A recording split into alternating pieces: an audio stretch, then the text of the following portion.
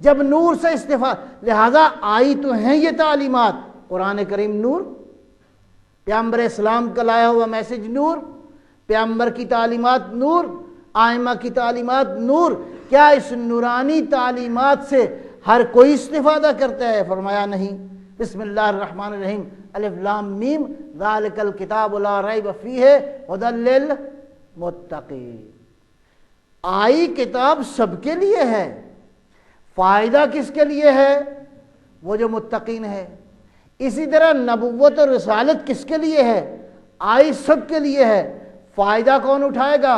جو لا الہ الا اللہ کے بعد محمد الرسول اللہ پہ ایمان بھی رکھے اور اپنی زندگی کے لیے نمونہ عمل بھی قرار دے، اور اس کے بعد اگر کوئی سمجھتا ہے امیر المؤمنین علی بن ابی طالب صلوات اللہ وسلامہ علیہ،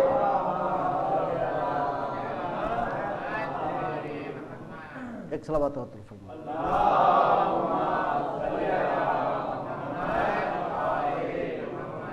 ایک نعرہ بھی لگائیں ذرا، نعرہ تکبیر، نعرہ رسالت، نعرہ حیدری، نعرہ صلوات۔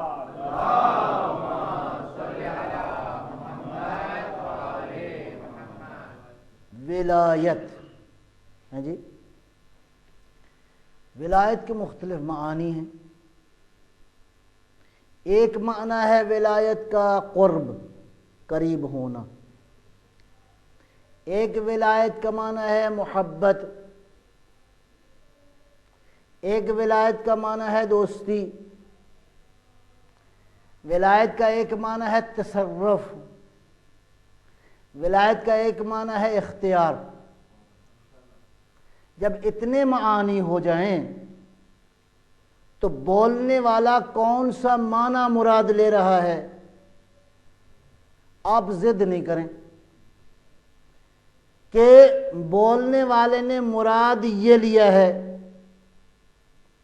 ایک آدمی کہے کہ بولنے والے کی مراد یہ ہے، دوسرا کہے بولنے والے کی مراد یہ ہے۔ ضد کی ضرورت نہیں ہے، دلائل کی ضرورت ہے کہ آپ کون سا معنی مراد لے رہے ہیں۔ اس کی مثال میں عرض کرتا ہوں آپ کی خدمت میں۔ عربی زبان میں لفظ ہے عین۔ عین، عین کے تقریباً 70 معانی ہیں۔ عین کا ایک معنی ہے یہ جو میں نے پہنا ہوا ہے، عینک۔ عین کا ایک معنی ہے وہ آنکھ۔ عین کا ایک معنی ہے بالکل۔ عین کا ایک معنی ہے چشمہ۔ اسی طرح عین کے مختلف معانی ہیں۔ جب اتنے معانی ہو جائیں تو ضرورت ہے کہ آپ کوئی دلیل بیان کریں کہ عین سے مراد آیا عینک ہے، عین سے مراد آیا چشمہ ہے۔ آپ نے کہا جی میں نے عین کو دیکھا، اب یہ عین یا تو چشمہ مراد ہو سکتا ہے یا عینک بھی مراد ہو سکتی ہے، لیکن آپ کو کوئی قرینہ، کوئی دلیل ایسی لانی پڑے گی کہ معلوم ہو جائے کہ اس عین سے مراد یا چشمہ ہے یا کوئی دوسرا معنی ہے۔ میں نے کہا کہ ہم دو دوست عین کے کنارے ہم نے دیکھا کہ عین بہہ رہا تھا، تو اب معلوم ہو گیا کہ عین سے مراد باقی معانی نہیں ہے، وہ ہے جو کہ پانی والا عین ہے۔ پس اب جب ولایت کے معانی مختلف ہیں تو ضد نہ کیجئے کہ اس کا معنی صرف یہی ہے، دلیل پیش کیجئے کہ اس کے معانی فقط یہی ہے۔ اب اللہ نے ارشاد فرمایا دیکھو اللہ تمہارا ولی ہے، رسول تمہارا ولی ہے، اور وہ ولی ہے جو حالت رکوع میں زکوٰۃ دے۔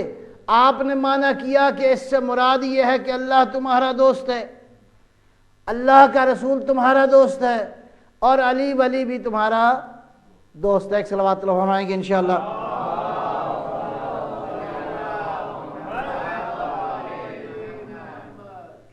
میں کہتا ہوں کہ چلیں خود پیغمبر اکرم سے پوچھتے ہیں کہ ولی کا معنی یہاں پہ کیا مراد ہے؟ آیا مراد دوستی ہے یا آیا مراد کچھ اور ہے؟ اب پیغمبر اکرم صلوات اللہ السلام علیہ نے پہلا اعلان کیا کیا؟ علی کی اطاعت کا اعلان کیا۔ نبوت کا منصب فائز ہونے کے بعد پیغمبر اکرم نے جو سب سے پہلا اعلان فرمایا وہ تھا علی کی بات بھی سنو گے، علی کی اطاعت بھی کرو گے۔ پس وہ دین جو معاش سے لے کر معاد تک سارے احکام لے کر آیا، انسان کی زندگی کے تمام تر پہلوؤں کے لیے جس دین نے سارے پہلو بیان کیے ہوں، انفرادی زندگی کیسے گزارنی ہے، اجتماعی زندگی کیسے گزارنی ہے، نماز کیسے پڑھنی ہے، حج کیسے ادا کرنا ہے، پیغمبر کی اس حدیث کو دیکھو تو اب پوچھو جا کے کس سے، یا علی نبی کیسے نماز پڑھتے تھے، یا علی نبی حج کیسے کرتے تھے، یا علی دین کی حقیقتیں پیغمبر نے کیسے بیان کی ہیں۔ انہی حقیقتوں میں پیغمبر اکرم نے ایک معروف حدیث ہے، فرمایا صلو کما رأیتمونی اصلی۔ توجہ ہے انشاءاللہ، ایک صلوات اللہ فرمائیں گے انشاءاللہ۔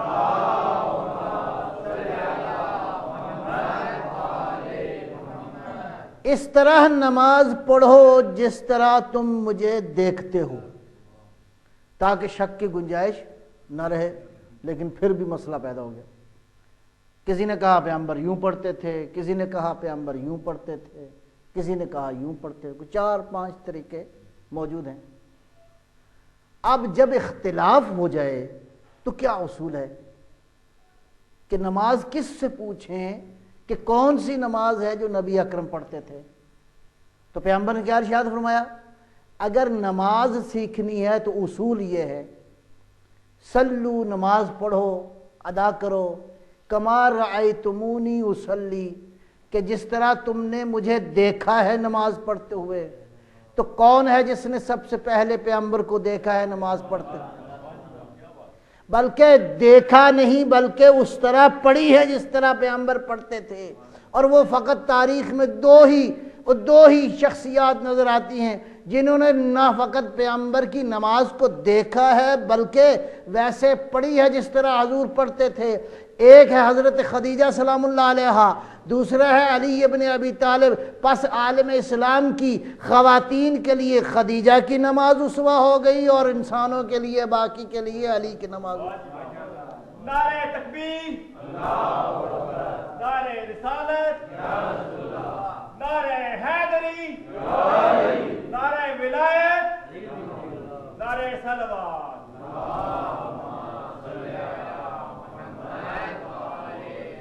امیر المومنین کا دور حکومت آیا تو گئے مسجد میں جا کے نماز اقتدا فرمائی، تو پڑھنے والوں نے، تاریخ نے لکھا ہے کہ پڑھنے والوں نے کہا آج ویسی نماز پڑھی ہے جیسے رسول اللہ پڑھتے۔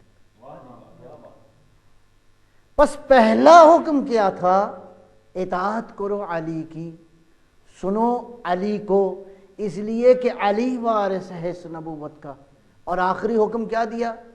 اس سے پہلے جس سیکوینس کے ساتھ نبی اکرم نے خطاب ارشاد فرمایا، اس سیکوینس میں جو بہت ساری باتیں آتی ہیں، اس میں ایک یہ ہے کہ پیغمبر نے خطاب ارشاد فرماتے ہوئے 2-3 باتیں میں اہم کوٹ کروں گا یہاں پہ۔ ارشاد فرمایا، لوگو الست اولا بانفسکم، کیا میں تمہاری جانوں پہ تصرف نہیں رکھتا؟ کیا پیغمبر یہ فرما رہے تھے کہ میں تمہاری جانوں کا دوست ہوں؟ نہیں، اولا بانفسکم، کیا تمہاری جانوں پہ تصرف نہیں رکھتا؟ کیا میں تمہاری جانوں کا مولا ہوں؟ تو سب نے کہا یا رسول اللہ، قالو، سب نے جواب دیا بلا یا رسول اللہ، یا رسول اللہ آپ ہمارے مولا ہیں۔ اور اس کے بعد پیغمبر نے ایک مقام پہ ارشاد فرمایا، معاشر الناس انا صراط اللہ المستقیم الذی امرکم باتباعہ، لوگوں وہ صراط مستقیم جس کی اطاعت کا پروردگار نے تمہیں حکم دیا ہے، میں ہوں المخاطب لکم، اللہ کا رسول محمد مصطفیٰ سب سے پہلا صراط مستقیم میں۔ اور یہ صراط مستقیم طاقت یہ رکھتا ہے کہ اولا بانفسہم، تمہاری جانوں پہ تصرف رکھتا ہے۔ گویا تمہاری جانوں کو اگر کہیں حکم دے دے تو جان کی پرواہ نہ کرنا، پیغمبر کے حکم کی پرواہ کرنا۔ پیغمبر جب یہ فرما چکے تو اس کے بعد ارشاد فرمایا ثم من بعدی، اور میرے بعد یہ صراط مستقیم جاری و ساری ہے، اس لیے کہ تمہیں ہدایت کی بھی ضروری ہے، تم محتاج ہدایت بھی ہو۔ قرآن بھی تمہارے درمیان موجود ہے، جب تک قرآن موجود ہے ایسے مفسر کی ضرورت ہے جو سارے قرآن کی حقیقت کو جانتا ہو۔ تو پہلا صراط مستقیم اور پہلا اولا بانفسہم، پہلا وہ شخص انسان جس کو انسانوں کی جانوں پہ تصرف رکھتا ہے وہ ہے محمد مصطفیٰ کی ذات، اور اس کے بعد یہ ولایت اولا بانفسہم کا اختیار پلٹ جاتا ہے۔ اسی لیے پیغمبر نے ارشاد فرمایا من کنت مولا ہو فہذا علی مولا ہو، اگر میری ولایت کے قائل ہو تو یہ تسلسل جاری ہے، جو میری ولایت کا قائل ہے وہ علی کی ولایت کا قائل ہو جائے۔ نعرہ تکبیر، نعرہ تکبیر، نعرہ رسالت، نعرہ حیدری، نعرہ صلوات۔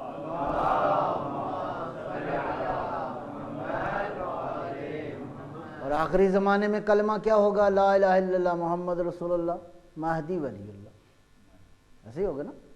جب مولا کی حکومت آئے گی تو کیا ہوگا؟ مہدی ولی اللہ،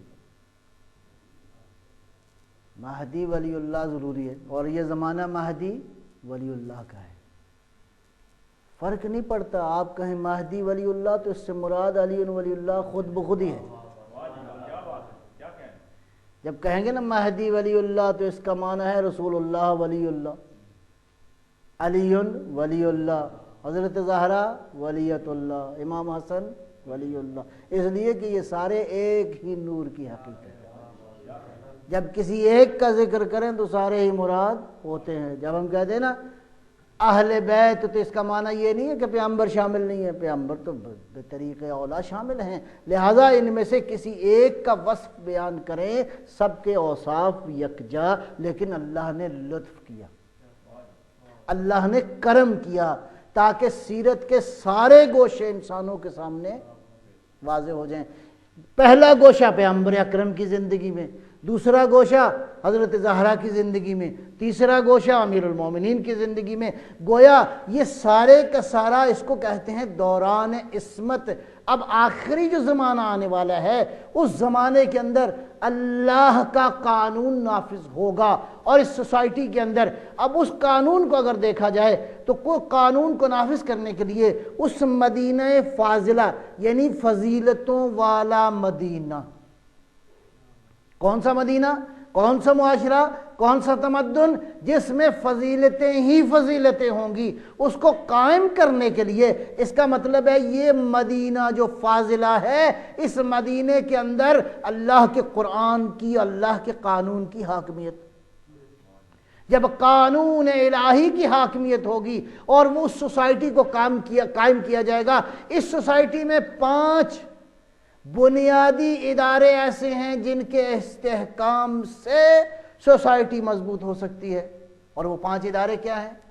قرآن نے ان کی لیے وضاحت بھی فرمائی، قرآن کریم نے ہدایت بھی فرما دی، اور وہ 5 کے 5 ادارے جو ہیں جب آخری نمائندہ پروردگار آئے گا، انسان اس سارے تمدن کو قائم کرنے کے بعد اب انسان کا سفر شروع ہوگا، زمین پہ نہیں رہے گا، بلکہ انسان زمین سے باہر کی دنیا کے ساتھ رابطہ شروع کر دے گا۔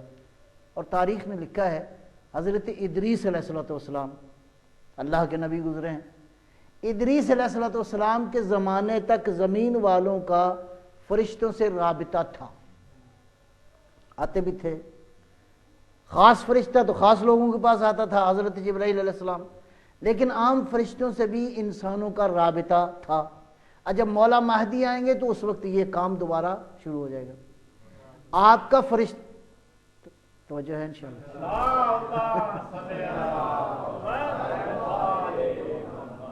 اس زمانے میں انسان جو ترقی کرے گا، انسان اس قابل ہوگا کہ فقط زمینی مخلوق سے رابطہ نہ رکھے بلکہ آسمانوں کی مخلوقات سے رابطہ بھی انسان کا ممکن ہو جائے گا، اور اس سوسائٹی کو کام کرنے کے لیے میں فی الحال آج صرف ایک ادارے کی تھوڑی سی تشریح کرتا ہوں.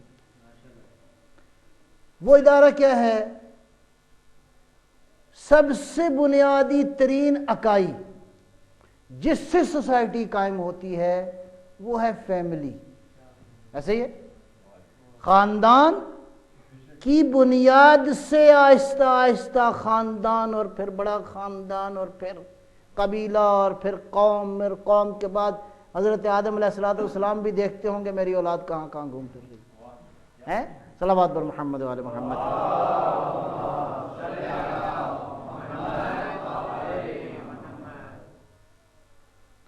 پس اگر یہ پہلی اکائی ٹھیک ہو گئی، خاندان پہلی اکائی ہے پورے معاشرے کی قیام کے لیے، اگر یہ اکائی ٹھیک ہو جائے تو آہستہ آہستہ ساری سوسائٹی کا نظام ٹھیک ہونا شروع ہو جائے گا، یہاں تک کہ انشاءاللہ ساری سوسائٹی ٹھیک ہو جائے گی. اب کوئی نمونہ ہے آپ کے پاس کہ آپ اس خاندان کو سامنے رکھیں؟ ہاں جی، اس نمونہ خاندان کو سامنے رکھیں اور اپنے خاندان کو اس کے مطابق بنانے کی کوشش کریں. سوال پیدا ہوتا ہے. اب اس سوال کا جواب قرآن سے پوچھتے ہیں.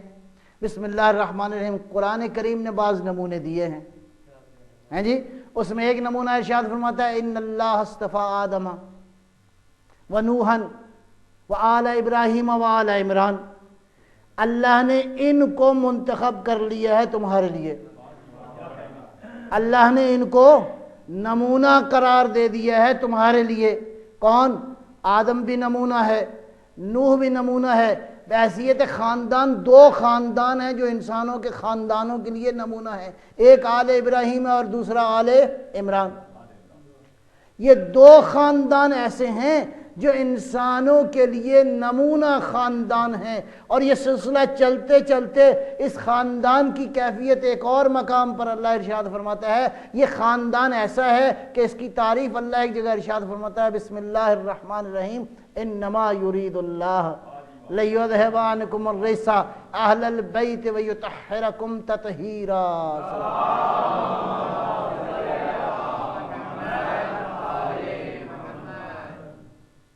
کون سا خاندان؟ وہ خاندان جو چادر عصمت کے سائے تلے ہو. اور دیکھیے جناب سیدہ فاطمہ الزہرا سلام اللہ علیہا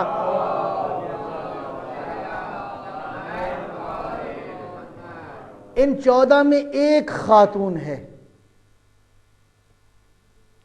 اور سارے پہلوؤں میں وہ خاتون کامل اور مکمل. بحیثیت بیٹی دیکھو گے تو اس سے بڑا نمونہ تمہیں نظر نہیں آئے گا. بحیثیت زوجہ دیکھو گے تو اس سے بڑا نمونہ نظر نہیں آئے گا. بحیثیت ماں دیکھو گے تو اس سے بڑا نمونہ نظر نہیں آئے گا. جب 11 آئمہ جناب زہرا کو اپنی ماں کہیں تو اس کا معنی ہے، اس کا معنی سادہ نہیں ہے. اس کا معنی یہ ہے کہ امام حسن عسکری صلوات اللہ السلام علیہ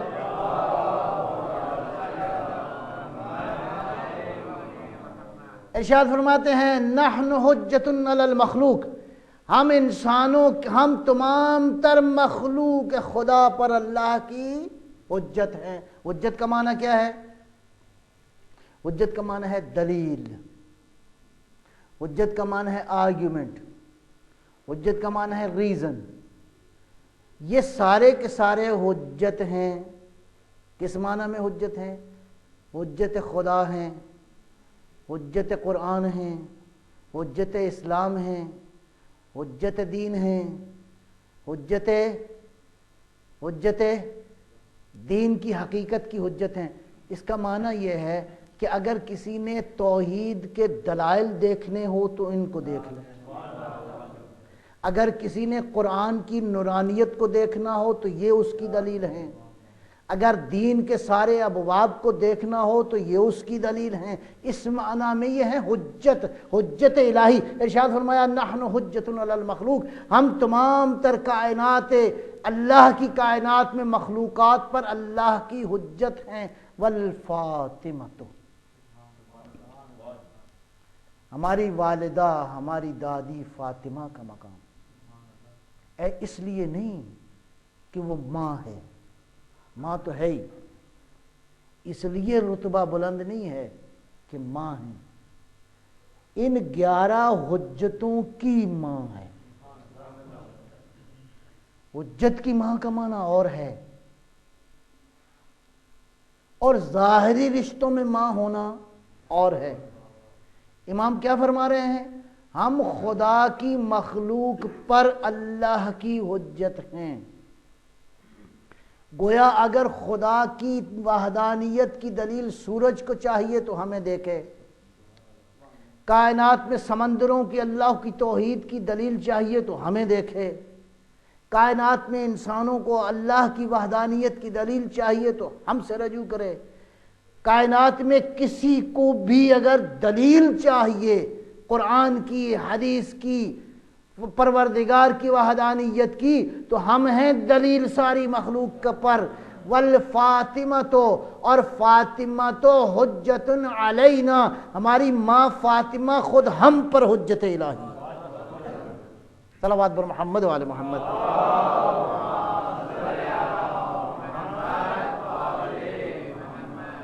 جو ایسے ائمہ کی ماں ہو اور ان حجتوں کے لیے حجت الہی ہو، اس ماں کے دامن میں حسنین جیسے پرورش نہ پائیں، کیسے ممکن؟ ایسی ماں ہے جس نے زینب جیسوں کی پرورش کر کے دنیا کو تفویض کیا کہ دنیا والوں یہ تصور نہ کرنا کہ فاطمہ کے کردار دنیا سے ختم ہو گیا. نہیں، فاطمہ کا کردار زینب کی شکل میں بدل گیا. کون ہے زہرا؟ کون ہے زہرا؟ بس ایک جملہ کہہ کے میں چند ایک جملے مسائب کا عرض کروں گا آپ کی خدمت میں. امام حسن مجتبیٰ کہتے ہیں پیغمبر دنیا سے گئے تو زہرا اتنی روئی، اتنا گریہ کیا، کہا بابا جان اگر وہ مصیبتیں جو مجھ پہ پڑی ہیں اگر دنوں پہ پڑتی یہ مصیبتیں تو یہ دن نہ رہتے، سیاہ راتوں میں تاریک ہو جاتے. فاطمہ کو سب سے بڑی مشکل کیا تھی؟ فاطمہ کے لیے سب سے بڑی مشکل یہ تھی کہ پیغمبر کے جانے کے بعد لوگوں نے علی سے انحراف کر لیا، اور اس ولایت کو بچانے کے لیے عزیزو فاطمہ نے جو مشکلیں اٹھائی. امام حسن مجتبیٰ کہتے ہیں جب ظالم نے میری ماں فاطمہ کو گلی میں تماچا مارا تو میری ماں گری، میری ماں کے لیے دنیا تاریک ہو گئی. عزیزو یہ کردار باقی رہا. زینب کون ہے جس نے جب عقد ہوا جناب عبداللہ سے تو جناب عبداللہ کے عقد میں ایک شرط لکھی مولا امیر المومنین نے، عبداللہ دیکھو تمہارے ساتھ عقد کی ایک شرط یہ ہے کہ زینب اگر کہیں حسین جانا چاہے تو زینب کو روکنا نہ. پیچھے سے راوی کہتا ہے بی بی نے آواز دی، کہا بابا ایک شرط اور بھی لکھ دو، بابا ایک شرط اور بھی لکھو کہ میں روزانہ حسین کی زیارت کروں گی.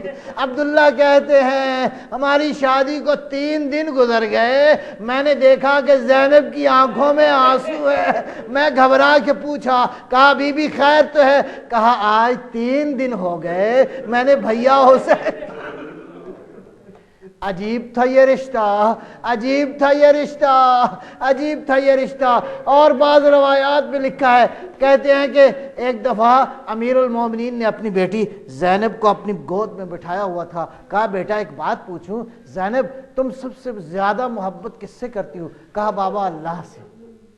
کہا اس کے بعد؟ کہا بابا رسول اللہ سے. اس کے بعد؟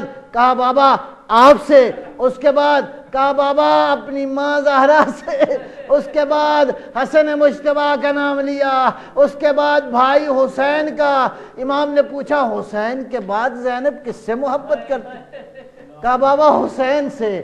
کہا بابا اس کے بعد کس سے محبت کرتی ہو؟ کہا حسین سے۔ کہا بابا قیامت تک پوچھتے رہو، زینب یہی جواب دے گی۔ عزادار و ایک عالم دین کہتے ہیں میں نے امام زمانہ کا ایک جملہ امام کا موجود ہے، جملہ یہ ہے لابکیننا بدل الدموع دمن، اے میرا جد میں آپ کے غم میں آنسو نہیں روتا بلکہ خون روتا ہوں۔ عالم خواب میں زیارت ہوئی امام زمانہ سے، میں نے ہاتھ باندھ کے پوچھا مولا کون سی شہادت ہے جو آپ کو خون کے آنسو رلاتی ہے؟